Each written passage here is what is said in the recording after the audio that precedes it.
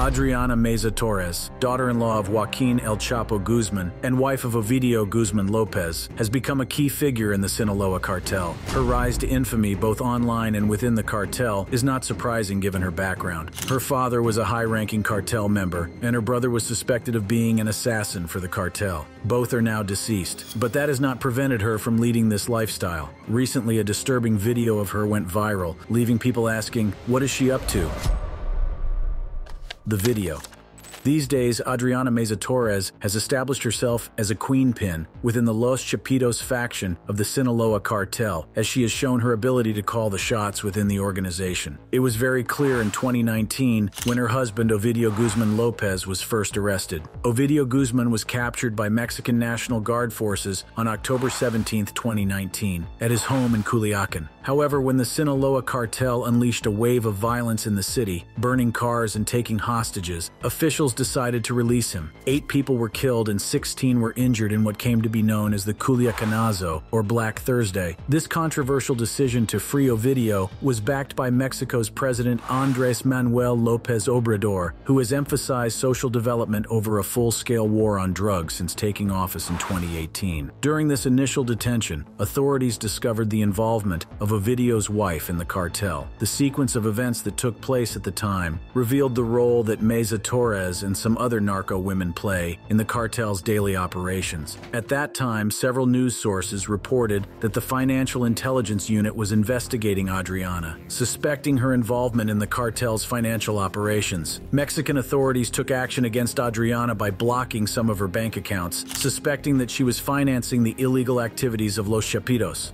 Adriana's legal team adamantly argued that there wasn't any conclusive proof linking her to Los Chapitos. She made the unfounded allegation that she worked in agriculture in an effort to have her accounts unfrozen. However, her participation in agriculture sparked skepticism, as it appeared unlikely that she could support her luxurious lifestyle through this respectable but not nearly as lucrative business. Despite the legal challenges, Adriana sought protection under the Recurso de Amparo, which temporarily stopped the probe into her financial affairs. This legal maneuver bought her some time, but the investigations resulted in a prolonged legal dispute. However, last year, Ovidio was captured, and this time, his wife was also instrumental in his arrest and subsequent delivery to U.S. authorities. Some sources suggest that the operation that led to his arrest last year may have been triggered by a phone call from Adriana Meza Torres. The details of this call and its impact on the events of January 5, 2023, shed light on the world of organized crime in Mexico. Jesus Maria, along with other areas of Culiacan, became the epicenter of an immense police and military deployment during the early hours of that day, as reported by Infobae. Authorities had information that Ovidio Guzman was in the area and were determined to arrest him at all costs. According to a journalist who investigated the case, Ovidio had managed to escape from the house that was the target of the operation. The streets of Jesus Maria were filled with shooting, helicopters, vehicles, and military units, creating total chaos in the town. In the midst of the confusion and danger, one of Ovidio and Adriana Meza's daughters began having a panic attack. The situation was alarming, with an ongoing confrontation and security forces present at every corner. Desperately worried about their daughter's mental health and fearing for her safety, Adriana made a crucial decision. She made a phone call to Ovidio, informing him of the situation and explaining the severity of their daughter's panic attack, asking him to return to take his daughters with him, according to Infobae. Wanting to protect his family, Ovidio decided to return to Jesus Maria, but this led him directly into the clutches of the authorities, who were blanketing the area. This phone call and Guzman's subsequent arrest marked a turning point for him and the fight against drug trafficking in Mexico. Adriana Meza Torres, the wife of El Chapo's son, remains a mysterious figure in this drama. Adriana's connections to the world of drug trafficking, however, is not only through her marriage to Ovidio Guzman Lopez. Her father, Raul Meza Ontiveros, aka LM6, was a high-ranking leader of the Sinaloa cartel and a trusted lieutenant to Ismael El Mayo Zambada, El Chapo's former right-hand man. Her father was killed in a shootout in 2007, and her brother Cesar Raul, also known as El Mini M6, met a similar fate at the age of 18. Her mother, Ida Elizabeth Torres, was the sister of two Sinaloa sicarios, Javier Torres Felix, also known as LJT, and Manuel Torres Felix, known as LM1. These familial ties give you perspective on the kind of mentors she had growing up, which has no doubt shaped the way she understands and involves herself in the cartel's operations. Following their father's arrest and extradition to the U.S., Ovidio Guzman Lopez, along with his three brothers, Joaquin Guzman Lopez, Ivan Archivaldo Guzman Salazar, and Jesus Alfredo Guzman Salazar, collectively known as Los Chapitos, have assumed leadership roles within the Sinaloa cartel, and with a mix of brutality and shrewdness, they have maintained its power and influence. Ovidio, especially before his arrest, was in charge of the cartel's fentanyl division, which reportedly produced over 3,000 kilos of methamphetamine monthly. Adriana has used her position as the boss's wife and wealth of experience and learning from her father and brothers to steer the cartel's ship after the arrest of Ovidio. As the wife of Ovidio Guzman, Adriana was obligated to carry out her responsibilities as a narco wife. This included being steadfastly faithful to her husband throughout his trial and announcing his innocence in front of the public, despite any atrocities she might be aware of. The pressure to maintain loyalty and protect the cartel's secrets was immense. One of the critical tasks Adriana faced was the potential organization of Ovidio's escape from Altiplano's maximum security facility. Cooperation with law enforcement was strongly discouraged in the criminal underground, so Adriana's priority was to keep all of Ovidio's personal information and connections safe. Given that she was thought to know crucial details regarding his drug activities, finances, and hiding places, her own safety was a constant priority. Adriana's preference for maintaining a modest profile, as opposed to her predecessor Emma Coronel, who benefited from media attention, was a strategic choice. While there were a few recordings of Adriana dining at luxury restaurants and attending concerts with her husband, she shied away from the spotlight and rarely made an appearance in the media. Only time will tell how Adriana Meza Torres will use her newfound authority. The narco world is waiting and watching, as her choices could influence how the Sinaloa cartel develops in the future. By disclosing critical information regarding drug supply lines, routes, dishonest government personnel, and other issues, she has the potential to cause significant harm to the Sinaloa cartel. It's a dangerous weight to bear, and one slip-up may have serious implications. In her early 30s, Adriana Meza Torres has shown the world her glamorous lifestyle through a series of flashy posts and videos on social media platforms such as TikTok. Her online persona, where she often refers to herself as the boss's wife, not only shows us the immense wealth she wields, but also the authority she has. In the public eye, this digital presence has given her a significant following and cemented her status as a narco queen. Her influence within the cartel is reflective of a broader trend where women are rising through the ranks of drug trafficking organizations. Her position is not merely symbolic, she plays a crucial role in the day-to-day operations and strategic decisions of the cartel. This shift is indicative of the evolving dynamics within these organizations, where women like Meza Torres and others, such as Emma Coronel Aispuro and Clara Elena Labarin, have taken on more prominent and powerful roles. El Chapo's wife. Emma Coronel, born on July 3, 1989 in San Francisco, California, is a name that has become synonymous with intrigue and controversy. The daughter of Inez Coronel Barreras, a prominent figure in the Sinaloa cartel, Emma's life has always been intertwined with the world of organized crime. Her beauty and charm caught the eye of Joaquin El Chapo Guzman, one of the most infamous drug lords in history. Their relationship began when Emma was just 18 years old, and they married in 2007. El Chapo, the leader of the Sinaloa cartel, was known for his ruthless tactics and vast drug empire. Despite his criminal activities, Emma stood by his side, becoming a loyal partner and mother to their twin daughters. Her unwavering support for El Chapo made her a prominent figure in the cartel's inner circle. In 2019, Emma Coronel was arrested at Dulles International Airport in Virginia. She faced charges of conspiracy to distribute cocaine, methamphetamine, heroin, and marijuana for importation into the United States. The arrest marked a significant turning point in her life, as she was thrust into the spotlight and faced the full force of the law. During her trial, prosecutors and defense lawyers clarified that Emma Coronel Aispuro was not deeply involved in the core operations of Guzman's Sinaloa cartel. According to them, the cartel was notorious for transporting hundreds of tons of cocaine, heroin, methamphetamine, and other drugs into the United States. But Emma's actual role was a minimal one. She was not a leader, organizer, boss, or any type of manager. Instead, she was merely a cog in a very large wheel wheel of a criminal organization, said her lawyer. Despite this, Coronel was no stranger to the cartel's activities. She had helped her husband, Joaquin El Chapo Guzman, in his dramatic 2015 escape from a high-security Mexican prison, a fact that was brought up during the proceedings. Regularly attending her husband's trial in New York, she displayed steadfast loyalty to him. As a dual U.S.-Mexican citizen, Coronel moved freely between the countries until her eventual arrest. Facing multiple federal drug charges, she ultimately pleaded guilty to conspiring to distribute heroin, cocaine, methamphetamine, and marijuana. During her sentencing, she expressed deep remorse and begged for forgiveness, vowing to teach her daughters right from wrong. "I beg you to not allow them to grow up without the presence of a mother," she pleaded. Coronel admitted to helping move significant quantities of drugs into the U.S. over several years, at least 450 kilograms of cocaine, 90 kilograms of heroin, and nearly 90,000 kilograms of marijuana. Consequently, a judge ordered a forfeiture money judgment of almost $1.5 million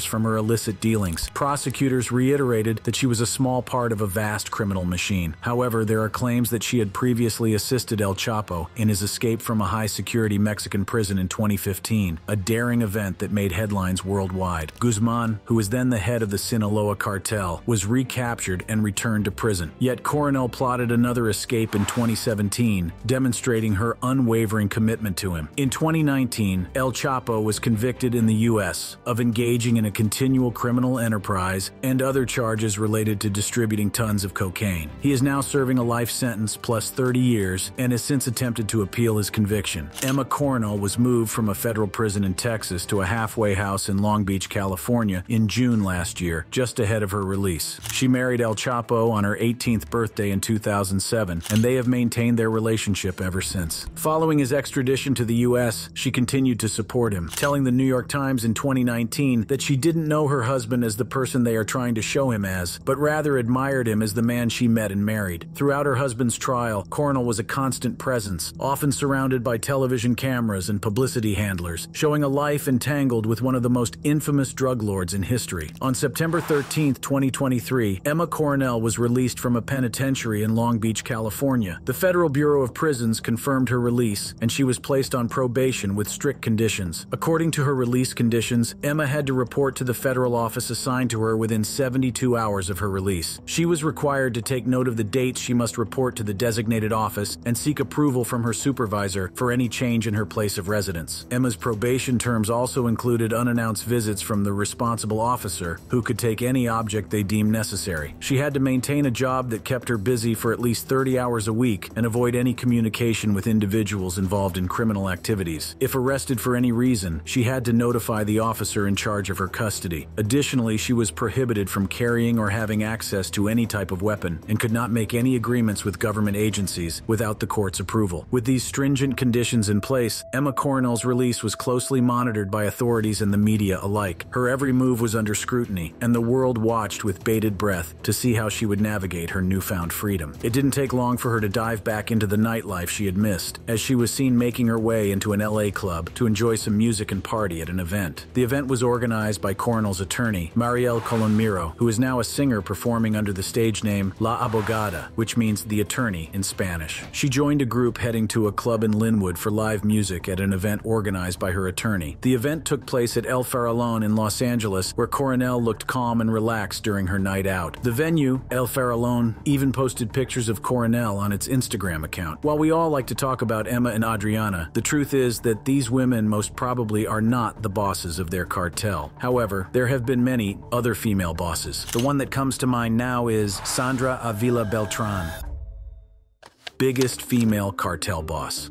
From the moment she entered the world, Sandra was surrounded by the opulence and danger of the drug trade. Her family was not just any family, they were deeply entrenched in the cartel business. Her uncle, Miguel Angel Felix Gallardo, was one of the founders of the infamous Guadalajara cartel, and her father, Alfonso Avila Quintero, was also heavily involved in the cartel's operations. Growing up, Sandra enjoyed a life of luxury that most could only dream of. She attended private schools, wore designer clothes, and lived in lavish homes. However, this glamorous exterior exterior masked a darker reality. From a young age, Sandra was exposed to the inner workings of the cartel world. Family gatherings were not just social events, but also meetings where business was discussed, deals were made, and alliances were formed. Sandra's introduction to the cartel world was not just through observation. Her family ensured she understood the complexities and dangers of the business. She learned about the importance of loyalty, the necessity of ruthlessness, and the constant threat of betrayal. These lessons would later shape her into a formidable figure in the drug trade. Despite the dangers, Sandra was drawn to the power and excitement of cartel life. She was intelligent, charming, and ambitious, qualities that would serve her well in the male-dominated world of drug trafficking. Her early exposure to the cartel's operations gave her a unique insight and understanding that few possessed. She knew how to navigate the treacherous waters of the drug trade, and she was determined to make her mark. As Sandra grew older, she began to take on more responsibilities within the cartel. She was not content to sit on the sidelines. She wanted to be in the thick of the action. Her family connections and her own abilities allowed her to rise quickly through the ranks. By the time she was in her 20s, Sandra was already a significant player in the cartel world. Sandra Avila Beltran's rise to power within the cartel world was nothing short of extraordinary. In the 1980s, as the drug trade was booming, Sandra began to carve out her own path. Unlike many of her male counterparts who relied on brute force, Sandra used her intelligence, charm, and strategic thinking to climb the ranks. One of Sandra's most significant strategic moves was her ability to form powerful alliances. She understood that in the world of cartels, relationships were everything. She was romantically linked to several high-profile drug lords, including Juan Diego Espinosa Ramirez, known as El Tigre. Their relationship was not just personal, but also professional, as they collaborated in the trafficking of cocaine from Colombia to Mexico and then into the United States. This partnership made them a formidable duo, and their combined influence and resources allowed them to dominate the drug trade. Sandra's charm and social skills were also crucial in her rise to power. She was known for her ability to negotiate and broker deals, often acting as a mediator between rival factions. Her diplomatic approach earned her the respect and loyalty of many within the cartel world. She was not just a figurehead, she was an active and influential leader who played a crucial role in the cartel's operations. Another key factor in Sandra's rise to power was her ability to adapt and innovate. She was always looking for new ways to expand the cartel's operations and increase their profits. She was involved in the development of new smuggling routes and techniques, ensuring that the cartel stayed one step ahead of law enforcement. Her innovative approach helped to solidify her status as a key player in the drug trade. Sandra's rise to power was also marked by her ability to maintain a low profile. Unlike many of her male counterparts who flaunted their wealth and power, Sandra preferred to stay in the shadows. She understood that discretion was crucial in the cartel world, and she worked hard to keep her activities under the radar. This low-profile approach helped her to avoid the attention of law enforcement and allowed her to operate with relative impunity for many years. Despite the challenges and dangers she faced, Sandra Avila Beltran managed to rise to the top of a male-dominated industry. Her intelligence, charm, and strategic thinking set her apart from her peers and allowed her to build a powerful and influential network. Her relationships with key figures in the drug trade, her ability to broker deals and negotiate alliances, and her innovative approach to smuggling all played a crucial role in her rise to power. Sandra Avila Beltran's dramatic arrest on September 28, 2007 in Mexico City marked a turning point in her life and shook the cartel world. The arrest was the culmination of years of investigation by Mexican and U.S. authorities who had been tracking her movements and gathering evidence against her. The operation to capture her was meticulously planned, and when it finally happened, it was a significant victory for law enforcement. The media frenzy that followed Sandra's arrest was unprecedented. Known for her beauty, charm, and high-profile connections, Sandra quickly became a media sensation. The press dubbed her La Reina del Pacifico, and her story captivated the public's imagination. Images of her being led away in handcuffs were splashed across newspapers and television screens, and her life became the subject of intense scrutiny and speculation. Sandra's legal battles were long and arduous. She was charged with drug trafficking, money laundering, and organized crime. Throughout her trial, Sandra maintained her innocence, claiming that she was merely a businesswoman and not involved in the drug trade. However, the evidence against her was overwhelming. Authorities presented wiretaps, financial records, and testimonies from former associates that painted a damning picture of her involvement in the cartel's operations. Despite her claims of innocence, Sandra was found guilty and sentenced to several years in prison. Her time behind bars was marked by controversy. Reports surfaced that she was receiving special treatment, living in relative luxury compared to other inmates. These allegations only added to her notoriety and fueled the media's fascination with her. The impact of Sandra's arrest and imprisonment on her reputation was profound. Once Once a powerful and influential figure in the cartel world, she was now a symbol of the glamorous yet dangerous life of a drug lord. Her story became a cautionary tale, illustrating the high stakes and inevitable downfall that come with a life of crime. Yet for many, she remained an enigmatic and compelling figure, a woman who had defied the odds and risen to power in a male-dominated industry. Sandra's arrest also had significant repercussions for the cartel world. Her capture disrupted the operations of the cartel she was involved with, leading to power struggles and shifts in alliances. It sent a clear message to other cartel leaders that no one was untouchable, and it highlighted the increasing cooperation between Mexican and U.S. authorities in the fight against drug trafficking. The media's portrayal of Sandra as La Reina del Pacifico also had a lasting impact. She became a cultural icon, her story inspiring books, documentaries, and even a television series. Her life was romanticized and sensationalized, further blurring the lines between reality and myth. For many, she embodied the allure and danger of the cartel world, a figure both feared and admired. Sandra Avila Beltran was released from prison in February 2015 after serving several years behind bars. Her release marked the beginning of a new chapter in her life, but it did not mean the end of her notoriety. The world remained fascinated by La Reina del Pacifico, and many were eager to see what her next move would be. Upon her release, Sandra attempted to lead a quieter life, away from the public eye. However, her past continued to cast a long shadow over her. She faced numerous legal restrictions and was under constant surveillance by authorities. Despite these challenges, Sandra managed to maintain a sense of resilience and dignity, qualities that had defined her throughout her life. Sandra's reflections on her past are complex and multifaceted. In interviews, she has often portrayed herself as a victim of circumstance, a woman who was unfairly targeted by law enforcement and the media. She has denied many of the allegations against her, insisting that she was merely a businesswoman and not a drug trafficker. However, her denials have done little to change the public's perception of her as a powerful and influential cartel boss. In the years since her release, Sandra has remained a figure of fascination and controversy. Her life has been the subject of books, documentaries, and television series. During interviews, Sandra made one thing clear: she doesn't feel any guilt. The statistics show that more people die from alcohol than drugs, and where alcohol is sold, no one feels remorse, she argued. No one is obliged to use. Her position is simple: each individual is free to partake in the drug world or abstain. Despite the horrendous bloodshed and estimated more than 100,000 deaths in Mexico over the past decade's drug wars, Sandra resolutely refused to see anything evil in the carnage. She blithely compared it to Prohibition-era violence in the United States, arguing that in her world, drugs were everywhere, and illegal drug use was a consumer, not a moral choice. Instead, she sought to portray violence as a result of either Mexican government-sponsored terrorism or prohibition policies, not the well-documented and undeniable savagery regularly used by Mexican drug gangs. Sandra's legacy in the context of female roles in the cartel world is significant. She broke the mold of the traditional male-dominated cartel leader, proving that women could rise to positions of power and influence everywhere, including, like it or not, the drug trade. That brings us to the end of this video. For more interesting videos like this, click on the cards on your screen.